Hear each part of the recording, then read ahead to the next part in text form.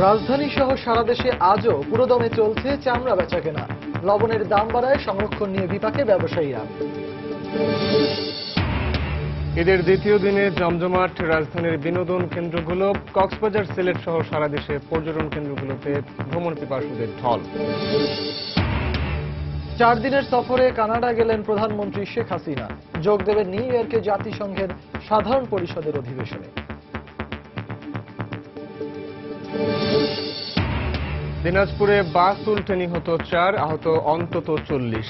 সারা দেশে নিহত আরও 4 জন। এবং মাছ বেশি ধরা পড়ায় ইলিশে সয়লাব, চাঁদপুরের মাছের আড়ত। জাটকা সংরক্ষণ কর্মসূচি সফল হওয়ায় বেড়েছে উৎপাদন, দাবি মৎস্য বিভাগের।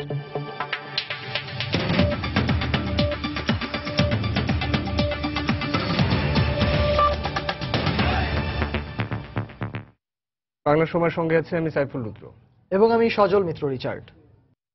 রাজধানী সহ সারা দেশে পুরোদমে চামড়ার কেনা বেচা চললেও লবণের দাম বাড়ার পাশাপাশি কৃত্রিম সংকট তৈরি হওয়ায় সংরক্ষণ নিয়ে বিপাকে পড়েছেন ব্যবসায়ীরা। তবে পোস্তায় প্রথম দিনের সংগ্রহে লক্ষ্যমাত্রা পূরণ হয়েছে বলে জানিয়েছেন আড়তদাররা। দাম কম পাওয়ায় আশঙ্কায় চামড়া কিনে বিপাকে পড়েছেন মৌসুমি ব্যবসায়ী। এদিকে সাভারের কয়েকটি ট্যানারিতে চলছে চামড়ায় লবণ দেওয়ার কাজ। রাজধানী সহ সারা দেশ থেকেই ট্রাক বোঝাই করে কাঁচা চামড়া আসছে হাজারীবাগ ও লালবাগের পোস্তা এলাকায়। আড়তদাররা চামড়া কিনছেন, লবণজাত করছেন শ্রমিকরা। দুটি স্থানেই পুরোদমে চলছে সংরক্ষণ প্রক্রিয়াও। পোস্তার ব্যবসায়ীরা জানিয়েছেন, প্রথম দিনেই চামড়া কেনার লক্ষ্যমাত্রা পূরণ করতে পেরেছেন তারা। তবে হঠাৎ করে লবণের দাম বেড়ে যাওয়া এবং শ্রমিক সংকট থাকায় সংরক্ষণ করতে হিমশিম খেতে হচ্ছে তাদের।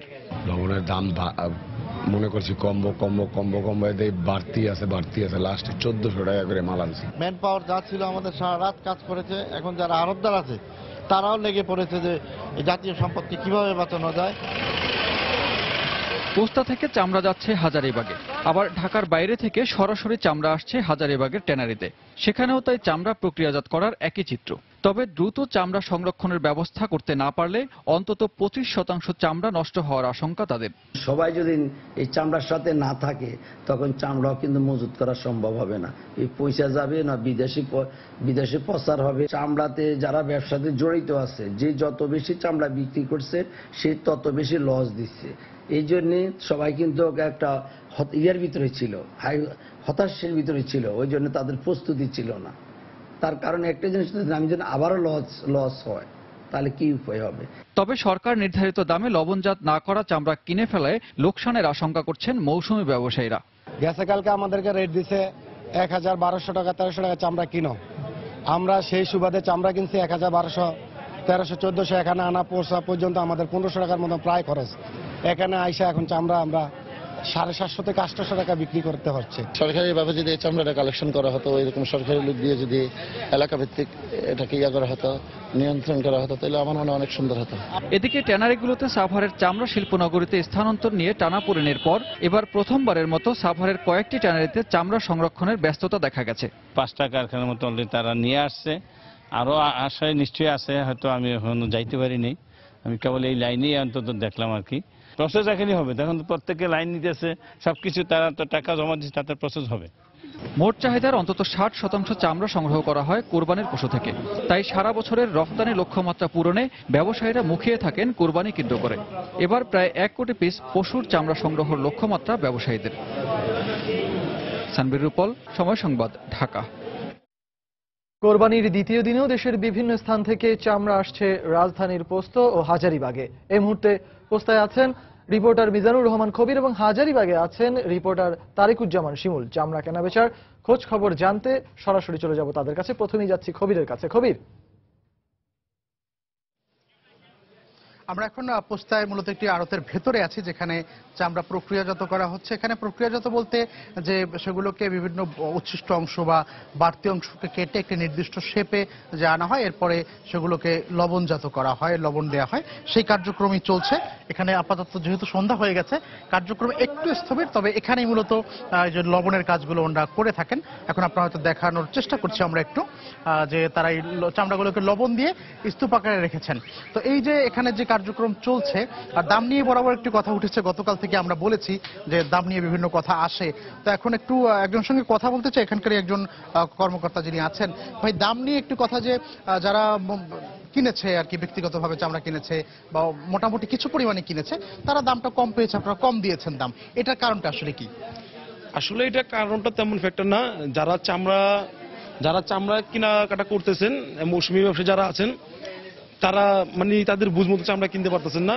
আমাদের যেহেতু সরকারে সবসময় পত্রিকা টিভিতে বলে যে আপনার 50 টাকা ফুট লবণজাত চামড়া বলতেছে কিনতে, তাহলে এভাবে আপনারা কেন পারাপারি করে কিনতেছেন 1200-1500 টাকা করে চামড়া? আর এক নম্বর কথা, আপনারা যে মানে বার্গেনিং করে চামড়াগুলো কিনেন, মানে কে কার চাইতে বেশি দাম দিয়ে কিনবো, তো এটা তো আপনারা ব্যবসা করতে নামেন নাই, আপনারা একটা ফাইজলামি করতে নামছেন। ঠিক আছে, আপনারা ফাইজলামি করতে নামছেন। আপনারা মানে এই চামড়াটা যদি আপনারা দাম অনুযায়ী কোম্পানির যে রেটটা দিছে 50 টাকা ফুট, আপনারা সেই হিসাবে যদি কিনতেন, আপনাদের সেই হিসাবে কিনতে হবে না, আপনাদের তার চেয়ে কম কিনতে হবে, যেহেতু কোম্পানি 50 টাকা ফুট দিচ্ছে লবণ সহ।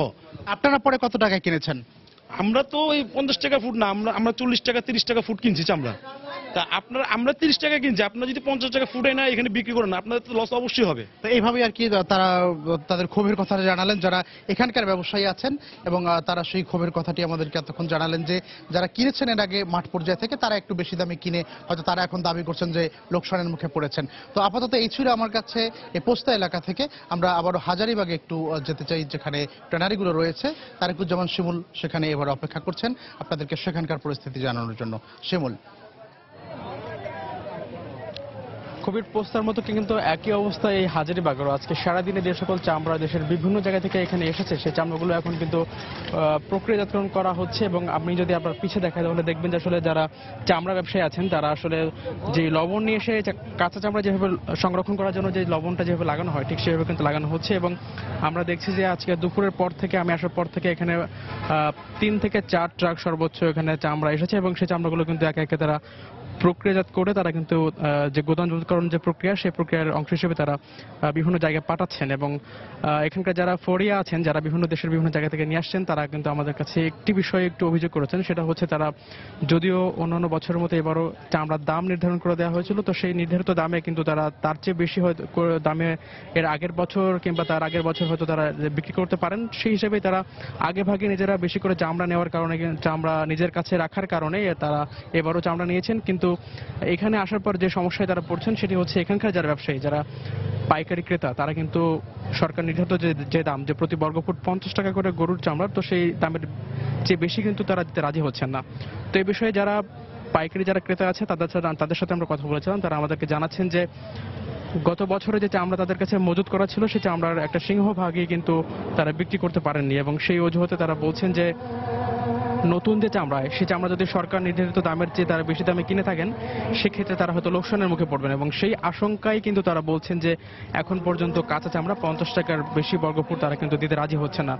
এবং যার ফলে ফড়িয়ে যারা আছে, তারা বলছেন যে তারা যে তাদের যে কেনা যে দাম এবং যে প্রক্রিয়াজাতকরণের যে খরচ, সবকিছু মিলে কিন্তু তারা বলছেন যে গত কয়েক বছরের তুলনায় কিন্তু তারা এবার বেশি লোকসানের মুখে পড়বেন বলে তারা আশঙ্কা করছেন। এবং অনেকে মোটামুটি এখানে নিয়ে আসার পর যে খরচ, সে খরচ তোলার জন্য দায়সারাভাবে চামড়া দিয়ে তারা কিন্তু চলে গেছেন। তো এখন পর্যন্ত আমরা দেখছি যে হাজারীবাগের এই গলিতে কিন্তু এখন পর্যন্ত এমন কোনো বেশি সংখ্যক চামড়া আসেনি। এবং সন্ধ্যার পর কিছু ট্রাক দেশের পূর্বাঞ্চল থেকে আসার কথা রয়েছে, সেই ট্রাকে কিন্তু এখনো দেখা আমরা পাইনি। তো যখন যদি আগামী 1 ঘন্টার মধ্যে যদি পাই, সেক্ষেত্রে আগামী 7টার সংবাদ হয়তো আমরা আপনাদেরকে জানাতে পারবো যে এখানে নতুন কোনো ট্রাক আসছে কিনা। এখন পর্যন্ত কিন্তু এই ছিল আমার কাছে সর্বশেষ। দর্শক, আপনারা যেমনটা দেখছিলেন, কোরবানির দ্বিতীয় দিনও দেশের বিভিন্ন স্থান থেকে চামড়া কিন্তু আসছে রাজধানীতে। এবং পোস্ত থেকে সেই খবরাখবর, অর্থাৎ চামড়া বেচা কেনার খবরাখবর জানাতে আমাদের সাথে যোগ দিয়েছিলেন মিজানুর রহমান কবির, এবং হাজারীবাগ থেকে আমাদের সাথে যোগ দিয়েছিলেন সহকর্মী তারিকুজ্জামান শিমুল। অন্তঃশতভোগী সিন্ডিকেট ব্যবসায়ীদের দরকার সাজির মুখে চট্টগ্রামে কোরবানি ঈদের প্রথম দিনে চামড়ার বাজারে ব্যাপক ধস নেমেছে। 7 থেকে 10 ঘন্টা অপেক্ষা করেও নির্ধারিত দামে চামড়া বিক্রি করতে পারেনি মৌসুমী ব্যবসায়ীরা। বাসাবাড়ি ঘুরে ঘুরে কেনা প্রতিটি চামড়ার দামের চেয়ে 2 থেকে 300 টাকা কম দামে চামড়া বিক্রি করতে বাধ্য হয়েছেন তারা। অপরদিকে মাত্র কয়েক ঘন্টার ব্যবধানে কোটি কোটি টাকা কামিয়ে নিয়েছে সিন্ডিকেট ব্যবসায়ীরা। শাখাউত টিপুর ক্যামেরায় বিস্তারিত জানাচ্ছেন কমল দে। ঢাকার ট্যানারি মালিকদের বেঁধে দেওয়া দরে অর্থাৎ লবণ মাখানো প্রতি বর্গফুট চামড়া 40 টাকা হিসেবে এক পিস চামড়ার দাম কোনোভাবেই 600 টাকার বেশি হওয়ার কথা নয়। মৌসুমী ব্যবসায়ীরা বাসাবাড়ি থেকে চামড়া কিনেছে 800 থেকে 1200 টাকা দরে, কিন্তু নগরীর খুচরা বাজারে সেই চামড়া বিক্রি করতে গিয়ে বিপাকে পড়তে হয় তাদের। দুপুরের আগে খুচরা বাজারগুলো চামড়াতে সয়লাভ হলো, ছিল না কোনো ক্রেতা। বিকেল গড়িয়ে সন্ধ্যা পেরিয়ে রাত পর্যন্ত ছিল একই চিত্র। আমরা পাড়া থেকে কিনছি 950 আর 1200 করে বড় চামড়া, ছোট চামড়া 950। ওরা 700 থেকে 800 টাকা মূল্য। আমাদের চামড়া কিনে বলছে বাড়িতে 800 টাকা, এখন আমরা 600 টাকা করে মূল্য, এখন আমরা বিক্রি করতে পারতেছি না। নিয়ম অনুযায়ী ট্যানারি মালিকেরাই মাঠ থেকে চামড়া কেনার কথা। চট্টগ্রামে কোনো ট্যানারি না থাকায় আড়তদাররাই চামড়া কিনেন, কিন্তু মধ্যস্বত্বভোগী সিন্ডিকেট ব্যবসায়ীদের দাপটের মুখে তারাও মাঠে নামতে পারে না। 1000, 1100, 900 এরকম করে মাল কিনছি এভারেজে। সিন্ডিকেটের কারণে 800 টাকা, 700 টাকা, 500 টাকা চামড়া বলাচ্ছে ওরা। চামড়ার দরের কারসাজি নিয়ে যাদের বিরুদ্ধে সমস্ত অভিযোগ, সেই সিন্ডিকেট ব্যবসায়ীরা বলছেন ভিন্ন কথা। বরং তারা দুষছেন মৌসুমী ব্যবসায়ীদের। স্কোয়ার ফুট দিছে, এই স্কোয়ার ফুট হিসাবে এখন হইতেছে না, দাম হইতেছে না, কারণ এই চামড়ার উপর একটা চামড়ার উপর 300 টাকা কষ্ট আমার। ঢাকাতে 50 টাকা, চিটাগাংয়ে 40 টাকা, তা কিন্তু লবণ শুদ্ধা। এখন লবণের দাম 1400 টাকা, 350 টাকা খরচ পড়ে, 25 টাকার উপরে আমরা যাইতেই পারি না। চট্টগ্রামে বর্তমানে দুটি ট্যানারি বন্ধ রয়েছে। এই অবস্থায় 112 জন আড়তদারই হল বৃহত্তর চট্টগ্রামের চামড়ার মূল ক্রেতা। কমল দে, সময় সংবাদ, চট্টগ্রাম। ময়মনসিংহ, খুলনা ও বরিশাল সহ দেশের অন্যান্য স্থানে চলছে চামড়া সংরক্ষণের প্রক্রিয়া। পাশাপাশি কিছু এলাকায় আজও কোরবানির পশুর চামড়া বেচাকেনা হয়েছে। তবে ক্রেতা কম থাকায় চামড়া নিয়ে বিপাকে পড়েছেন মৌসুমী ব্যবসায়ীরা। অন্যদিকে লবণ ও শ্রমিকের মজুরি বাড়ায় আর্থিক ক্ষতির শঙ্কা আড়তদার ও ব্যবসায়ীদের। ব্যুরো প্রতিবেদকদের পাঠানো তথ্য ও ছবি নিয়ে ডেস্ক রিপোর্ট। ময়মনসিংহে মঙ্গলবার মধ্যরাত থেকে আড়তগুলোতে চামড়া সংরক্ষণের প্রক্রিয়া ব্যস্ত সময় পার করেন শ্রমিকরা। ডেটল বা স্যাভলন মেশানো পানি দিয়ে চামড়া পরিষ্কারের পর তাতে ছিটানো হয় লবণ। এদিকে গতকালের মতো আজও শহর ও আশপাশের এলাকা থেকে চামড়া সংগ্রহের পর তা জড়ো করা হয় নগরীর চামড়াপট্টিতে। তবে ব্যবসায়ীদের সিন্ডিকেটের অভিযোগ তুলে চামড়া নিয়ে লোকসানের শঙ্কা জানালেন মৌসুমী ব্যবসায়ীরা। 40 টাকা রেট দিচ্ছে, তাও কি লবণযুক্ত চামড়া, কিন্তু বাহিরে অনেকেই চামড়া বেশি রেট দামে কিনতে বাধ্য হয়েছে। চাহিদা কম, হ্যাঁ আমগর দাম দিছে কম, তাই আমগর চাহিদা পুরা করবার লেগে আমরা মানে বাধ্য হয়ে বাড়ায় কিনতে বাধ্য হয়েছি। যদি মনে করুন দাম আঙ্গর কাছে বাড়ায় তারা না নেয়, তাহলে আমরা মনে করুন আঙ্গর লুস্কান হইব অথবা আমরা ক্ষতিগ্রস্ত হই। চট্টগ্রামেও চলছে কোরবানির পশুর চামড়া সংরক্ষণের প্রক্রিয়াজাত। সকাল থেকে শহরের আলুর ডিপো এলাকার আড়তে সংগৃহীত চামড়ায় লবণ ছিটিয়ে তা জড়ো করা হয়। এর আগে অপ্রয়োজনীয় মাংস ও চর্বি অপসারণের পর পানি দিয়ে ধুয়ে পরিষ্কার করেন শ্রমিকরা। চামড়া রক্ষায় প্রথম ধাপ শেষে পর্যায়ক্রমে অন্যান্য ধাপের কাজ চলবে বলে জানিয়েছেন তারা। এদিকে বরিশালের পদ্মাবতী এলাকায় বেলা বাড়ার সঙ্গে সঙ্গে ব্যস্ততা বাড়তে থাকে চামড়া শ্রমিকদের। নগরীর বিভিন্ন স্থান থেকে সংগ্রহ করা পশুর চামড়া প্রক্রিয়াজাতের কাজ শুরু হয় বুধবার ভোর থেকে। এবার শ্রমিকের মজুরি ও লবণের দাম বৃদ্ধিতে চামড়া নিয়ে লোকসানের আশঙ্কা করছেন ব্যবসায়ীরা। লবণের কষ্ট বেড়ে গেছে, লেবার কষ্ট বেড়ে গেছে, সবকিছু নিয়ে আমরা শঙ্কিত আছি। আমরা যে এবার চামড়া কিনছি সেটা ঢাকায় নিয়ে আমরা যে বিক্রি করব, তারা যদি রেট বাড়াইয়া না দেয় তা আমরা আবারও লসের মুখেই পড়ব। এছাড়া খুলনা, রাজশাহী, ফেনীর আড়তগুলোতে চলছে চামড়া সংরক্ষণের প্রক্রিয়া। তাসমিন আফরোজ, সময় সংবাদ। চাহিদা থাকলেও পুঁজির অভাবে কোরবানির পশুর চামড়া কিনতে পারছেন না রাজশাহী অঞ্চলের আড়তদাররা। অন্যদিকে গ্রাম থেকে বেশি দামে কেনা চামড়ার মূল্য না পেয়ে বিপাকে পড়েছে মৌসুমী বা ফড়িয়া ব্যবসায়ীরা।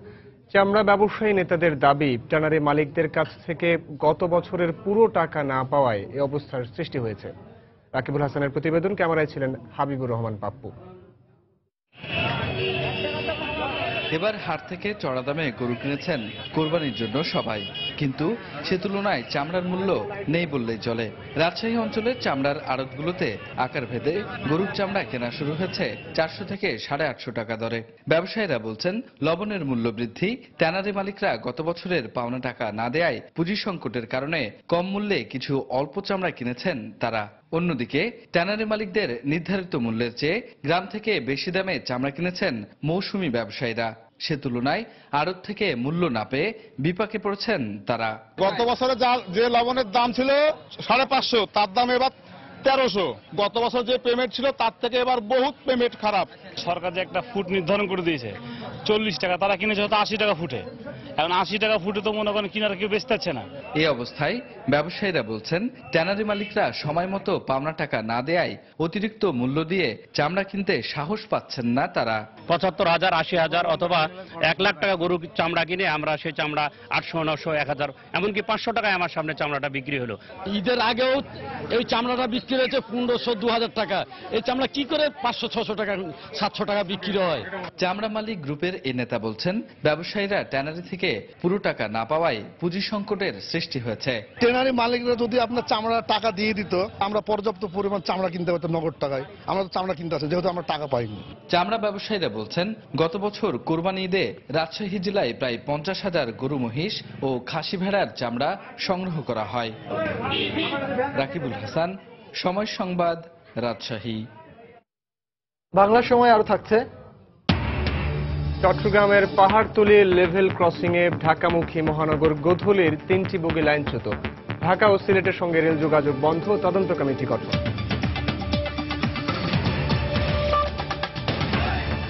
উত্তর আমেরিকার দুটি দেশ কানাডা ও যুক্তরাষ্ট্রে 11 দিনের সফরে সকালে ঢাকা ছেড়েছেন প্রধানমন্ত্রী শেখ হাসিনা। সকাল 10:30টার দিকে হযরত শাহজালাল আন্তর্জাতিক বিমানবন্দর থেকে বাংলাদেশ বিমানের একটি ভিভিআইপি ফ্লাইটে তিনি লন্ডনের উদ্দেশ্যে যাত্রা করেন। সকালে বিমানবন্দরে তাকে বিদায় জানান মন্ত্রী পরিষদের কয়েকজন সিনিয়র মন্ত্রী। এ সময় 3 বাহিনীর প্রধানরা উপস্থিত ছিলেন। 11 দিনের সফরে প্রথমে তিনি লন্ডনে 22 ঘন্টার যাত্রা বিরতি করবেন। সফরের প্রথম পর্বে একটি কনফারেন্সে যোগ দেওয়ার উদ্দেশ্যে 15 থেকে 18 সেপ্টেম্বর 4 দিন কানাডা সফর করবেন প্রধানমন্ত্রী। এরপর দ্বিতীয় পর্যায়ে 18 থেকে 25 সেপ্টেম্বর জাতিসংঘের সাধারণ পরিষদের 71তম অধিবেশনের উদ্দেশ্যে তিনি যুক্তরাষ্ট্রের নিউ ইয়র্কে যাবেন। 20 সেপ্টেম্বর প্রধানমন্ত্রী শেখ হাসিনা জাতিসংঘের সাধারণ আলোচনার উদ্বোধনী অনুষ্ঠানে যোগ দেবেন। সফর শেষে তার আগামী 26 সেপ্টেম্বর দেশে ফেরার কথা রয়েছে।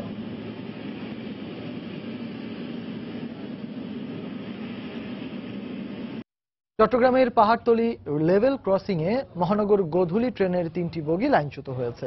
এতে বন্ধ রয়েছে ঢাকা ও সিলেটের সঙ্গে চট্টগ্রামের রেল যোগাযোগ। প্রত্যক্ষদর্শীরা জানান বিকেল 3টায় ঢাকামুখী যাত্রীবাহী মহানগর গোধূলি ট্রেনটি চট্টগ্রাম স্টেশন ছেড়ে যায়। কিছু দূর যাওয়ার পর একে খান লেভেল ক্রসিং এ লাইন পরিবর্তনের সময় 3টি বগি উল্টে যায়। তবে প্রাথমিকভাবে হতাহতের কোনো খবর পাওয়া যায়নি। এই ঘটনায় 4 সদস্যের তদন্ত কমিটি গঠন করা হয়েছে।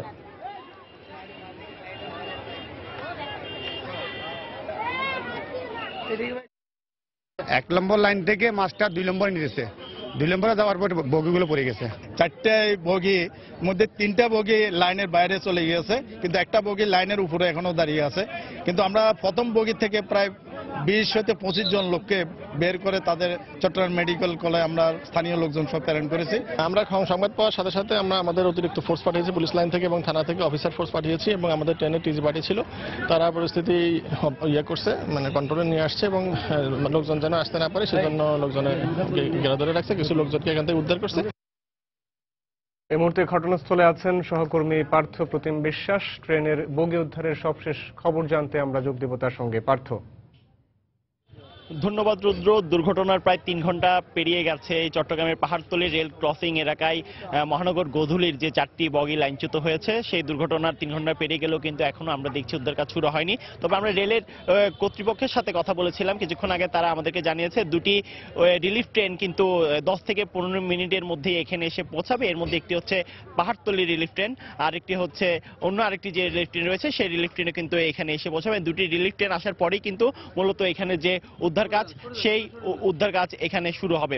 আর আমি একটু যদি আপনাদেরকে জানিয়ে রাখি, বিকেল 3:20 মিনিটে কিন্তু এখানে যে দুর্ঘটনাটি ঘটেছে সেই দুর্ঘটনাটির ঘটনা ঘটে। আসলে আজকে সকালেও একটি দুর্ঘটনা ঘটেছিল ফৌজদারহাটে। ফৌজদারহাটের যে দুটি তেলের ওয়াগন পড়ে গিয়েছিল, সেই তেলের ওয়াগন পড়ে যাওয়ার কারণে ডাউন লিঙ্কের যে লাইনটি ছিল সেই লাইনটি বন্ধ ছিল। সেক্ষেত্রে আপার লিঙ্কের যে লাইনটি ছিল সেই লাইনটি সচল ছিল এবং সেই লাইনে এই গোধূলি আসার পরেই কিন্তু হঠাৎ হঠাৎই ট্রেনটি কিন্তু এখানে উল্টে যায়। লাইনের সমস্যার কারণেই কিন্তু এখানে দুর্ঘটনাটি ঘটেছে, এমনটি আমাদেরকে জানিয়েছে এখানকার রেলের ঊর্ধ্বতন কর্মকর্তারা। এই ঘটনা পরপরই কিন্তু এখানে রেলের যারা ঊর্ধ্বতন কর্তৃপক্ষ রয়েছে, ফায়ার সার্ভিস, এছাড়া রেলের পুলিশ প্রশাসন সহ সর্বস্তরের লোকজন এখানে এসেছে এবং তারা এখানে পরিদর্শনও করেছেন। সেক্ষেত্রে 5 সদস্যের তদন্ত কমিটি গঠন করা হয়েছে রেলের পক্ষ থেকে। সেক্ষেত্রে ফিরোজ ইফতেখারকে বিভাগীয় পরিবহন কর্মকর্তাকে প্রধান করেই কিন্তু এখানে যে তদন্ত কমিটি গঠন করা হয়েছে এবং অতি শীঘ্রই কি কারণে এই ঘটনাটি ঘটেছে সেটি নিরূপণ করার জন্য বলা হয়েছে। আপনারা দেখছেন এখানে রেলের যারা কর্মচারী রয়েছে তারা চেষ্টা করছেন আসলে এখানে লাইনটিকে সচল করার জন্য, যেহেতু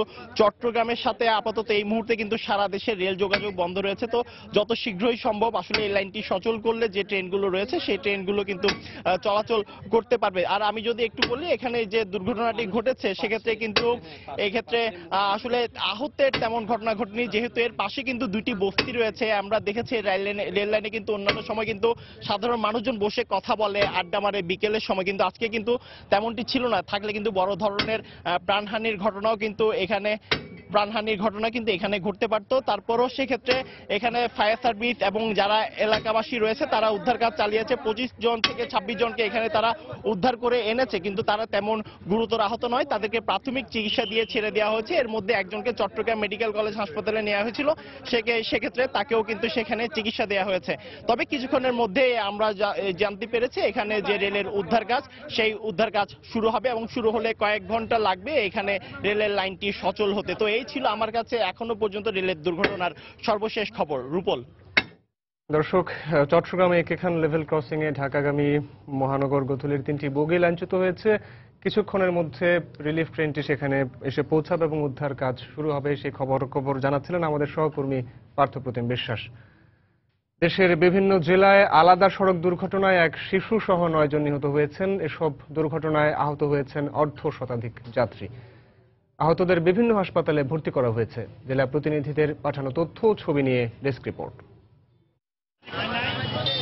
বুধবার দুপুরে দিনাজপুর ঠাকুরগাঁও মহাসড়কে এসকে পরিবহনের একটি যাত্রীবাহী বাস নিয়ন্ত্রণ হারালে 4 জন নিহত হয়। এ ঘটনায় আহত অন্তত 40 জনের মধ্যে 33 জনকে দিনাজপুর মেডিকেল কলেজ হাসপাতালে ভর্তি করা হয়। দিনাজপুর শহর থেকে গাড়ি আসার সময় একটা লোককে বাঁচাতে গিয়ে গাড়িটা সাইড করে এই গাছের সাথে ধাক্কা খেয়ে আবার উল্টে যায়।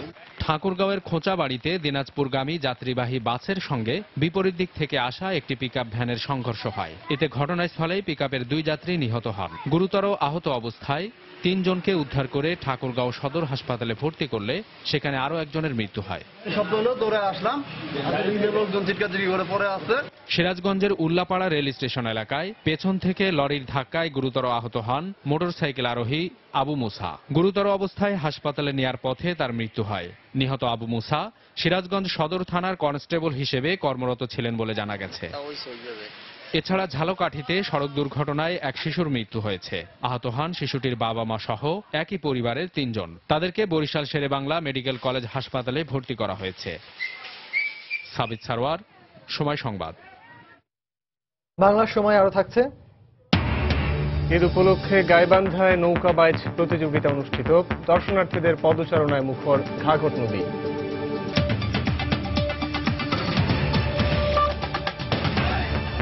আরএফএল ওয়াটার পাম্প, পানি দেবে টেনশন নয়। দক্ষিণের সাগরে ইলিশের সয়লাব চাঁদপুরের মাছের মোকাম। মৌসুমে এ সময় হঠাৎ করে ইলিশের আমদানি বেড়ে যাওয়ায় এখন ব্যস্ত আড়তের ব্যবসায়ীরা। প্রতিদিন 2 থেকে 2.5 হাজার মন ইলিশ বেচাকেনা হচ্ছে। জেলার মৎস্য কর্মকর্তার দাবি, সরকারের জাটকা সংরক্ষণ কর্মসূচি সফল হওয়ায় ইলিশের উৎপাদন বেড়েছে। ফারুক আহমেদের তথ্য ও কৃষ্ণকান্তদের ছবি নিয়ে ডেস্ক রিপোর্ট। সকাল থেকেই সরগরম চাঁদপুরের প্রধান মাছের আড়ত বড় স্টেশন। এখানে মূলত দক্ষিণাঞ্চলের সাগরের ইলিশ আসছে। ভোলার মনপুরা, ঢালচর, নোয়াখালীর হাতিয়া কিংবা লক্ষ্মীপুরের চর আলেকজান্ডার থেকে ট্রলারে ইলিশের চালান আসছে। তারপর এখান থেকে মাছের চালান যাচ্ছে দেশের বড় বড় বাজারে। ব্যবসায়ীরা জানালেন, দীর্ঘদিন ধরে মাছের আমদানি কম থাকায় ব্যবসায়ীদের মধ্যে এক ধরনের হতাশা বিরাজ করছিল। কিন্তু মৌসুমের এই সময় ইলিশের সরবরাহ বেড়ে যাওয়ায় দারুণ খুশি সবাই।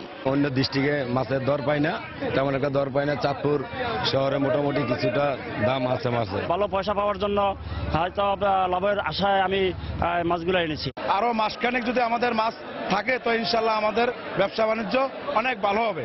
উৎপাদন বাড়াতে সরকারের নানামুখী কর্মসূচির কারণে ইলিশের সরবরাহ বেড়েছে এমন দাবি জেলার মৎস্য কর্মকর্তার।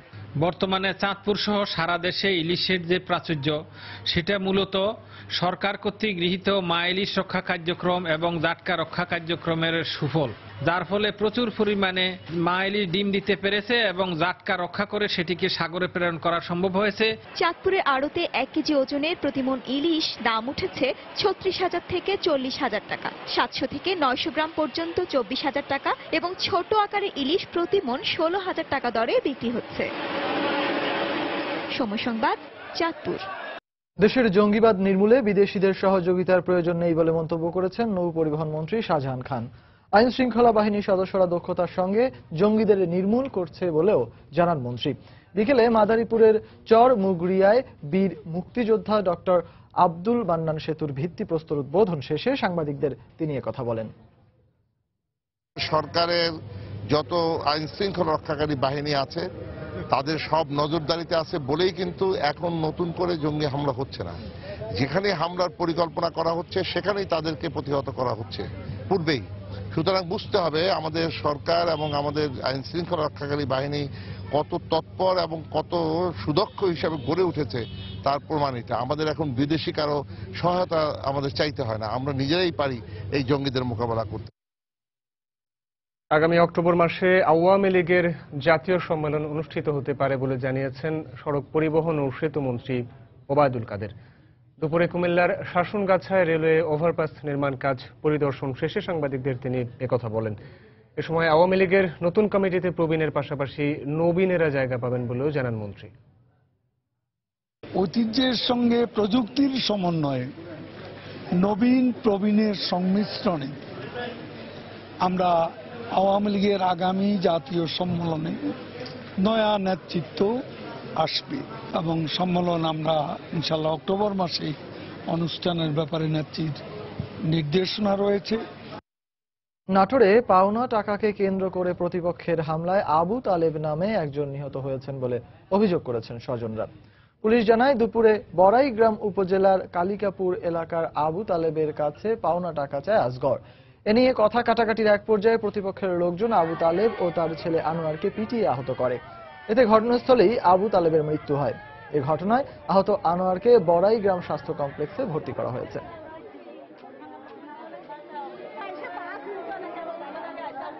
টাকা পয়সা লেনদেনকে কেন্দ্র করে উভয় পক্ষের মধ্যে এখানে একটা সংঘর্ষ সৃষ্টি হয় এবং আসগর আলী তার লোকজন সহ আবু তালেবের উপর হামলা করে, তার ছেলেকে আহত করে। আবু তালেব এখানে তাদের মারপিটের ফলে আহত হয়ে ঘটনাস্থলে মারা যায়। আমরা তদন্ত করছি, লাশের আইনগত ব্যবস্থা যেটা সেটা নিব এবং আইনগত সকল ব্যবস্থা গ্রহণ করব। মাদারীপুরে আধিপত্য বিস্তারকে কেন্দ্র করে দুপক্ষের সংঘর্ষে অন্তত 10 জন আহত হয়েছে। পুলিশ ও এলাকাবাসী জানায় সকালে শিবচর উপজেলার মাতবরের চর ইউনিয়নের নাজিমউদ্দিন মাতবরের গ্রামে ফারুক মাতবর ও আলতাফ মাতবরের সমর্থকদের মধ্যে কথা কাটাকাটি হয়। এই ঘটনার এক পর্যায়ে উভয় পক্ষের লোকজন দেশীয় অস্ত্রশস্ত্র নিয়ে সংঘর্ষে জড়িয়ে পড়ে। আহতদের উদ্ধার করে শিবচর উপজেলা স্বাস্থ্য কমপ্লেক্সে ভর্তি করা হয়েছে।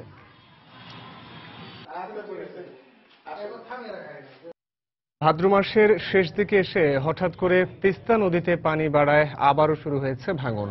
কুড়িগ্রামের রাজারহাট উপজেলার বিদ্যানন্দ ও ঘড়িয়ালডাঙ্গা ইউনিয়নের 3টি গ্রাম ভাঙনে আস্তে আস্তে নিশ্চিহ্ন হয়ে যাচ্ছে। গত 5 দিনে ভেঙে গেছে 100 মিটার বন্যা নিয়ন্ত্রণ বাঁধ এবং ধসে পড়েছে 25 মিটার এলাকা জুড়ে রিভেটমেন্টের ব্লক। সে সাথে ভাঙনের হুমকিতে পড়েছে তৈয়ব খা নিম্ন মাধ্যমিক বিদ্যালয়, সরকারি প্রাথমিক বিদ্যালয় এবং বাজার সহ বিভিন্ন স্থাপনা। মমিনুল ইসলাম মঞ্জুর তথ্য ও ছবি নিয়ে ডেস্ক রিপোর্ট। ঘড়িয়ালডাঙ্গা ইউনিয়নের বুড়িরহাট থেকে ভাটির দিকে বিদ্যানন্দ ইউনিয়নের তৈয়বখা পর্যন্ত প্রায় 3 কিলোমিটার এলাকা তিস্তার ভাঙনের কবলে পড়েছে। এতে বুড়িরহাট, গতিয়াসাম ও তৈয়বখা এই 3টি গ্রাম ক্রমেই হারিয়ে যাচ্ছে, বিলীন হয়ে যাচ্ছে ভিটেমাটি, আবাদি জমি ও গাছপালা। ভাঙনে নিঃস্ব পরিবারগুলোর অনেকে রাস্তা সহ বিভিন্ন জায়গায় আশ্রয় নিয়েছেন। আমার বাড়ি ঘর সব চলে গেল বা, বাড়ি ঘর সব নদী ভাঙে নিয়ে গেল বা, অবশ্যই পানি আসে বাড়ি ঘর চৌচির হয় ভাঙি টাঙি সঙ্গে নদীত গেছে কোথায় যাবো এখন আজকে ভাঙতে শুরু হয়েছে, আমার বাড়ির সবকিছু শেষ। আজকাই পানি হ্যাঁ বাড়ি ঘর ভাঙি যাইতেছে বাবারে, কোথায় যাব কি করবো আমার কিছু জানি না বাবা। ভাঙনের তীব্রতার কারণে ভিটেমাটি হারানোর পাশাপাশি তৈয়বখা এলাকায় বন্যা নিয়ন্ত্রণ বাঁধ ভেঙে যাওয়ায় এলাকাবাসী আতঙ্কের মধ্যে দিন কাটাচ্ছেন বলে জানালেন স্থানীয় জনপ্রতিনিধি। গৃহহীন 50টি পরিবার এবং এখানকার লোক চরম আতঙ্কে দিন কাটাচ্ছে। এই অবস্থায় বালি ভর্তি জিও ব্যাগ ফেলে ভাঙন ঠেকানোর চেষ্টা চালানো হচ্ছে বলে জানালেন জেলার পানি উন্নয়ন বোর্ডের এই শীর্ষ কর্মকর্তা। আমরা জরুরি ব্যবস্থা গ্রহণ করেছি, বালি ভর্তি জিও ব্যাগ আমরা ওখানে ডাম্পিং শুরু করে এটা নিয়ন্ত্রণে আনার চেষ্টা করছি। এতে আমরা 15 লাখ টাকার মতো আমাদের ব্যয় হইতে পারে। রাজারহাট উপজেলা নির্বাহী কর্মকর্তা মোহাম্মদ রফিকুল ইসলাম জানিয়েছেন, এই মৌসুমে ওই গ্রামগুলোর 2 শতাধিক পরিবার নদী ভাঙনে গৃহহীন হয়েছে। সময় সংবাদ, কুড়িগ্রাম। গাইবান্ধায় ঐতিহ্যবাহী নৌকা বাইচ প্রতিযোগিতা অনুষ্ঠিত হয়েছে। দুপুরে গাইবান্ধা সদর উপজেলার তালতলা বাজারে ঘাঘট নদীতে তালতলা যুব সংঘের আয়োজনে এই প্রতিযোগিতা অনুষ্ঠিত হয়। প্রতিযোগিতায় মোট 12টি নৌকা ও শতাধিক মাঝি মাল্লা অংশ নেন। ধরন ভেদে আলাদা ইভেন্টে অংশ নেয় এসব নৌকা।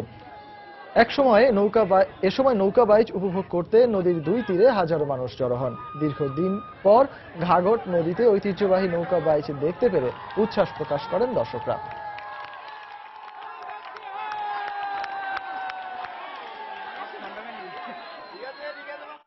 ঈদ উৎসবের পরে আসলে নৌকা বাইচ আমাদের উৎসবকে আরো বিশেষ মাত্রা দিয়েছে। খুবই উত্তেজনাপূর্ণ এবং কে কাকে হারিয়ে জিতবে এটার একটা প্রতিযোগিতা আমরা লক্ষ্য করলাম। নদীর 2 পাশে 2 ধারে অর্ধ লক্ষাধিক মানুষ কি উৎসাহ উদ্দীপনা নিয়ে খেলা দেখছে তারা। সংস্কৃতিগুলোকে ধরে রাখা দরকার, কেননা এটা হচ্ছে আমাদের শিকড়। এই শিকড়কে যদি আমরা ধরে রাখতে পারি তাহলে আমাদের এই সংস্কৃতি হারিয়ে যাবে। যত বেশি উৎসব হবে, গ্রামীণ বিশেষ করে ক্ষুদ্র যে কুটির শিল্পগুলো আছে সেগুলোকে চাঙ্গা করার জন্য এই ধরনের উৎসবগুলো কিন্তু বিশাল ভূমিকা রাখতে পারে। 200 বছরের পুরনো ইতিহাসের সাক্ষী হয়ে দাঁড়িয়ে আছে নাটোরের উত্তরা গণভবন। এদের ছুটিতে এই ঐতিহ্যবাহী ভবন ঘুরে দেখেছেন দেশের বিভিন্ন প্রান্ত থেকে আসা দর্শনার্থীরা। বিস্তারিত জানাচ্ছেন রাকিবুল হাসান। নাটোর দীঘাপতিয়া রাজবংশের দেওয়ান হরলাল রায় 1802 সালে নির্মাণ করে এই রাজভবনটি। স্বাধীনতার পর 1972 সালের 9 ফেব্রুয়ারি বঙ্গবন্ধু এখানে মন্ত্রিপরিষদের বৈঠক ডাকেন। এরপর এই স্থানের নামটি করেন উত্তরা গণভবন। 200 বছরেরও বেশি পুরনো এই রাজভবনের ইতিহাস আর ঐতিহ্যে জড়িয়ে আছে এই অঞ্চল। তাই ঈদে উপলক্ষে এখানে দর্শনার্থীদের ভিড় বেড়েছে। ঘুরে দেখছেন এইখানকার প্রাসাদের সৌন্দর্য আর শান বাঁধানো পুকুর ঘাটগুলি। পুরনো রাজাদের দর্শন, তাছাড়া শহর থেকে বাইরে এটা খুবই ভালো লাগছে ঘুরতে। এখানে আসলাম, রাজার প্রাসাদ দেখলাম, পুকুর দেখলাম। এখানে যেগুলো রাজা আগে তৈরি করে গিয়েছে এগুলো সবগুলো ভালো লাগছে। আমরা তো এগুলো শুধু আগে পাঠ্য বইয়ের মধ্যে জানতাম, এখন এসে ঘুরে সেগুলো সরাসরি দেখতে পাচ্ছি এবং এটা অনেক অবশ্য ভালো লাগতেছে। ঈদ উপলক্ষে এখানে আগত দর্শনার্থীর অধিকাংশই তরুণ। তারা ঘুরে দেখছেন এর ইতিহাসের অংশগুলি, সেই সাথে সাথে ফ্রেম বন্দি করছেন ইতিহাসের সাথে। রাজাদের প্রাচীনকালের ইতিহাস দেখতে আমার খুব ভালো লাগছে। এখানে আমি ঈদের আনন্দ উপভোগ করতে আসছি। আমার নানুর সাথে এসেছি, অনেক ভালো লাগছে এখানে এসে। গণভবনের তত্ত্বাবধায়ক জানালেন, দর্শনার্থীদের সুবিধার পাশাপাশি খেয়াল রাখেন এর রক্ষণাবেক্ষণেও। এখন যেটুকু সুবিধা আছে তার চেয়ে আরো বেশি সুবিধা দেওয়ার জন্য আমাদের প্রশাসনের পক্ষ থেকে সেই চেষ্টা রয়েছে। সপ্তাহের 6টি দিন সকাল 10টা থেকে বিকেল 4টা পর্যন্ত খোলা থাকছে এই গণভবন। প্রতিদিন প্রায় 1500 থেকে 2000 মতো দর্শনার্থী ঘুরে দেখছেন এই গণভবন। রাকিবুল হাসান, সময় সংবাদ, নাটোর। ভাঙাচোরা রাস্তার শত ভোগান্তি উপেক্ষা করে পর্যটকদের স্রোত নেমেছে সিলেটের প্রকৃতিকন্যা জাফলংয়ে। ঈদ আনন্দ উপভোগ করতে দেশের বিভিন্ন স্থান থেকে আসা শিশু সহ নানা বয়সী পর্যটকরা ভিড় করছেন সীমান্তবর্তী এই বিনোদন কেন্দ্রে। রিপোর্ট আব্দুল হাদের, ক্যামেরায় ছিলেন নৌশাদ আহমেদ চৌধুরী। ঈদের ছুটিতে সিলেটের জাফলংয়ে ভিড় করেছেন হাজারো পর্যটক। সারা দেশ থেকে আসা পর্যটকরা পরিবারের সদস্যদের নিয়ে এখানে এসে ঈদ আনন্দ ভাগাভাগি করে নিচ্ছেন। জাফলংয়ের সবচেয়ে আকর্ষণীয় জায়গা 0 পয়েন্ট। এখানে ভারতের মেঘালয় পাহাড় থেকে বেরিয়ে আসা পিয়াই নদীর স্বচ্ছ পানিতে গা ভাসিয়ে অনেকে আনন্দে সময় পার করছেন। খুবই ভালো লাগছে, এই প্রথম আসলাম। এত বড় পাহাড়, আসলে ইন্ডিয়ান বর্ডার, অনেক কিছুই আশেপাশে ভালো লাগছে, খুব ভালো লাগছে। সাঁতার না জেনে নদীতে নামায় ঈদ মৌসুমে প্রতি বছরই দুর্ঘটনা ঘটে জাফলংয়ে। এবার যাতে সে ধরনের কোনো দুর্ঘটনা না ঘটে সেজন্য কাজ করছে বিজিবির পাশাপাশি টুরিস্ট পুলিশ। যারা পানিতে নামে সাঁতার না জানে নামার জন্য নিষেধ করছি, আমরা মাইকিং করতে বারে বিভিন্ন লোকদের বলছি সাঁতার না জানলে আসবেন না এখানে। তবে সিলেট থেকে জাফলং আসার পথে রাস্তার বেহাল অবস্থা পর্যটকদের দুর্ভোগ বাড়িয়ে দিয়েছে বহুগুণ। রাস্তাঘাটের বেহাল দশার কারণে পর্যটকরা এই এলাকার জাফলং এর নাম শুনলেই এখন মুখ ফিরিয়ে নেন। রাস্তার অবস্থা খুবই খারাপ, তবে এত কিছুর পরেও যখন সৌন্দর্য দেখলাম অনেক ভালো লাগছে। সিলেটের জাফলং থেকে আব্দুল আহাদ, সময় সংবাদ। ঈদের আনন্দ উপভোগ করতে নাটোর, সিলেটের মতো দেশের অন্যান্য স্থানের বিনোদন কেন্দ্রগুলোতে দর্শনার্থীদের উপস্থিতি বেড়েছে। এই মুহূর্তে রাজশাহীর পদ্মার পাড়ে আছেন রিপোর্টার রাকিবুল হাসান এবং রূপসা নদীর পাড়ে আছেন রিপোর্টার তরিকুল ইসলাম। ঘুরতে আসা মানুষের খবর জানতে আমরা সরাসরি যাব তাদের কাছে। প্রথমে যাচ্ছি রাকিবের কাছে। রাকিব, ধন্যবাদ রুদ্র। আপনি জানেন আজকে ঈদুল আজহার দ্বিতীয় দিন, অর্থাৎ পারিবারিক যে সমস্ত ঈদুল আজহাতে যে ব্যস্ততাগুলো থাকে সেই ব্যস্ততাগুলো কিন্তু আজকে নেই, যার কারণে আমরা সকাল থেকেই দেখেছি নগরী শহরের আশপাশে বিভিন্ন বিনোদন কেন্দ্রগুলো কিন্তু উপচে পড়া ভিড় ছিল এবং এখনো এই সন্ধ্যা নামার পরও কিন্তু আমরা দেখেছি বিনোদন কেন্দ্রগুলো উপচে পড়া ভিড়। এবং আমরা এখানে যারা এসেছেন ঘুরতে তাদের সঙ্গে কথা বলেছি, তারা আমাদেরকে যেটি জানিয়েছে যে আসলে একটু অবসরে আসলে তারা চান প্রকৃতির কাছে আসতে এবং প্রকৃতির যে মায়া সেটি অনুধাবন করতে। এবং আমরা দেখেছি যে নগরবাসী আসলে অধিকাংশ সময় তাদের যে ছুটির সময়গুলো, যে অবকাশগুলো, যে বিনোদনের যে স্বাদগুলো সেগুলো কিন্তু এই প্রকৃতির কাছে এসেই নিতে পছন্দ করে। এবং এই রাজশাহীর এই পদ্মা গার্ডেনে এই প্রকৃতির কাছে আসার পরে আরো একটি বড় পাওয়া যেটি হচ্ছে, এই বছর কিন্তু রাজশাহী মহানগরীর পাশ ঘেঁষে যে বয়ে চলা পদ্মা নদী সেটি কিন্তু এখন পানিতে ভরপুর, যার কারণে কিন্তু আমরা কিছুক্ষণ আগেও দেখছিলাম যে এখানে নদীতে কিন্তু নৌকাতে করে ভ্রমণ করেছেন অনেকে এবং প্রিয়জনদেরকে নিয়ে এসে অনেকেই এখানে মুখরোচক খাবার খাচ্ছেন, গল্প করছেন এবং অনেকেই রাজশাহী এবং রাজশাহীর বাইরে যারা চাকরি করতেন তারা ফিরে এসেছেন এবং বন্ধু বান্ধবদের সাথে দীর্ঘদিন পর কিন্তু তারা দেখা করছেন এবং কথা বলছেন। তাদের বিভিন্ন বিষয়, দীর্ঘদিন যে বিষয়গুলো নিয়ে আলাপ হয়নি সেগুলো হয়তো আলাপ করছে। এছাড়াও আমরা রাজশাহী শহরের বিভিন্ন গুরুত্বপূর্ণ যে বিনোদন কেন্দ্রগুলো আছে সেই বিনোদন কেন্দ্রগুলো নিয়ে ঘুরেছি। প্রত্যেকেই কিন্তু আজকে দেখেছে একটু সেজে গুজে নিজেদের মনের ইচ্ছা অনুযায়ী কিন্তু তারা ঘুরে বেরিয়েছেন এখানে সেখানে। এবং আরো একটি বিষয় বলে রাখি, সেটি হচ্ছে যে এখানে কিন্তু আমরা বেশ কয়েকজনের সঙ্গে কথা বলেছি, তারা আমাদেরকে যেটি জানিয়েছে সেটি হচ্ছে যে রাজশাহীতে আসলে বিনোদন কেন্দ্র যেগুলো রয়েছে সেই বিনোদন কেন্দ্রগুলো আরো বেশি আসলে যত্ন নেওয়া উচিত এবং আরো নতুন নতুন বিনোদন কেন্দ্র গড়ে তোলা উচিত, কারণ নগরীতে আসলে দিন দিনই কিন্তু জনসংখ্যা বাড়ছে। তো রুদ্র, এই ছিল আমার কাছে রাজশাহী থেকে এই বিনোদনের সর্বশেষ। চলে যাচ্ছি খুলনায়, সেখানে অপেক্ষা করছে তরিকুল। ধন্যবাদ রাকিবুল। খুলনার রূপসা পাড়েও কিন্তু একই রকম অবস্থা, অর্থাৎ এখানকার মানুষ, বিনোদন পিপাসু মানুষের যে বিনোদনের চাহিদা এটি কিন্তু রূপসার খানজাহান আলী সেতু যেটি, সেখানে মানুষের এই বিনোদন বিটাতে এসছে মানুষ এখানে। প্রতি বছর কিন্তু ঈদে এবং বিভিন্ন পর্বে কিন্তু খুলনার এই সেতুটি, মনোরম সেতুটি কিন্তু একটি বিনোদনের কেন্দ্রবিন্দুতে পরিণত হয়। তো আজকেও কিন্তু এর ব্যতিক্রম নাই। আমরা দেখতে পাচ্ছি যে এখানে হাজার হাজার মানুষ বলা চলে, যে উপর এবং নিচ থেকে নদীর পাড় এবং উপরে ব্রিজের উপরে কিন্তু অসংখ্য মানুষের এখানে সমাগম ঘটেছে। খুলনার অন্যান্য বিনোদন কেন্দ্র রয়েছে, তারপরেও কিন্তু এখানকার মানুষের আগমন কিন্তু থেমে নেই। এর একটি কারণ হচ্ছে রূপসা নদীর, রূপসী রূপসা নদীর সুন্দর মনোরম দৃশ্য। এই নদীতে কিন্তু নদীর উপরে যেমন ঘুরছে মানুষ, তেমনি নদীতেও কিন্তু মানুষ বিকাল থেকে ঘুরে বেরিয়েছে। দুপুর থেকে এখানে মূলত আগমন ঘটে এবং ঈদের দিন থেকে আগমন ঘটে এবং ঈদের পরপর কয়েকদিন অর্থাৎ 2 থেকে 3 দিন এই এলাকাতে কিন্তু মানুষের ঢল নামে। তো আমরা দেখতে পাচ্ছি যে এখানে নানা বয়সী মানুষ এখানে এসেছেন, বৃদ্ধ থেকে শুরু করে ছোট শিশু পর্যন্ত এখানে কিন্তু তাদের উপস্থিতি আমরা লক্ষ্য করেছি। তো এখানকার যে নিরাপত্তা ব্যবস্থা, বিনোদন উপলক্ষে কিন্তু এখানে পর্যাপ্ত বিনোদনের ব্যবস্থা রয়েছে প্রশাসনের পক্ষ থেকে, যে কারণে মানুষ নিশ্চিন্তে এখানে এসে আনন্দ উপভোগ করেন এবং সুন্দর পরিবেশটাকে তারা আনন্দে রূপান্তরিত করেন। তো এই ছিল আমার কাছে খুলনার রূপসার নদীর উপরে খান জাহান আলী সেতুর ঈদ আনন্দ এবং ঈদ বিনোদনের যে খবরাখবর। চলে যাচ্ছি স্টুডিওতে রুদ্র। দর্শক, ঈদ উপলক্ষে সারা দেশে বিভিন্ন জায়গায় মানুষ ঘুরে বেড়াচ্ছেন, আর সেই ঘুরে বেড়ানোর খবর আছে পদ্মার পাড় থেকে জানাচ্ছিলেন সহকর্মী রাকিবুল ইসলাম এবং খুলনা রূপসা নদীর পাড় থেকে জানাচ্ছিলেন সহকর্মী তরিকুল ইসলাম। বাংলা সময়ের শীর্ষ সংবাদগুলো জানিয়ে দিচ্ছি আরো একবার। রাজধানী সহ সারা দেশে আজও পুরো দমে চলছে চামড়া বেচা কেনা। লবণের দাম বাড়ায় সংরক্ষণ নিয়ে বিপাকে ব্যবসায়ীরা।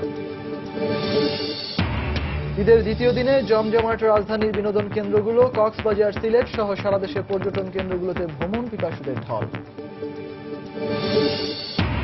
4 দিনের সফরে কানাডা গেলেন প্রধানমন্ত্রী শেখ হাসিনা। যোগ দেবেন নিউ ইয়র্কে জাতিসংঘের সাধারণ পরিষদের অধিবেশনে।